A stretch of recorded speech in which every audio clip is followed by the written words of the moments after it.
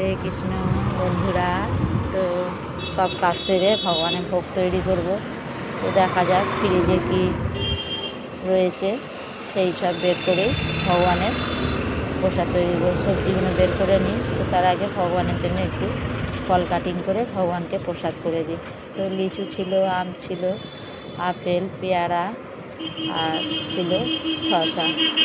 তো এই ছিল এইগুলো। দেখো তো বন্ধুরা কী জিনিস, তো জানলে আমাকে কমেন্ট করে জানাবে। মাঝখানা ছিল, ভগবানের ভোগ তৈরি করে নেবো। তো রয়েছে একটু মিষ্টি কুমড়োও রয়েছে, একটু বেগুন রয়েছে। তো থাক, দেখা যাক কী করি। ভাবছি গাছ থেকে খানিকটা পুঁই শাক কেটে নেবো। এদিকে কচু শাক আছে, কিন্তু কচু শাক আজকে ভগবানের ভোগ তৈরি করার হবে না, কারণ কাটিং করা হয়নি। কাটিং করে রাখলে তাহলে ভগবানের ভোগটা তৈরি হয়ে যেত। আর তাছাড়া কচু শাকটা করা মানে ভগবান পাবে ঠিকই। ছেলেরা তো আজকে মায়াপুর থেকেই প্রসাদ পেয়ে আসছে, ওরা প্রসাদ পাবে না, প্রসাদ পাবো আমি আর প্রভুজি, দুজনেই প্রসাদ পাবো। তো লিচুর পাতাই সার, লিচুগুলো ছাড়িয়ে রাখি, ফ্রিজটা ভর্তি হয়ে আছে। সেইগুলো কি আমাকে কমেন্ট করে জানাবে কিন্তু।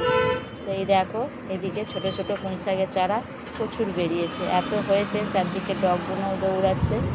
কালকে মাকে ফোনে বলছিলাম, মা তখন বলছিল ডগগুলো একটু কেটে নিতে, তারপরে আরও ভালো করে সুন্দর করে পুঁই শাকটা আরও হবে।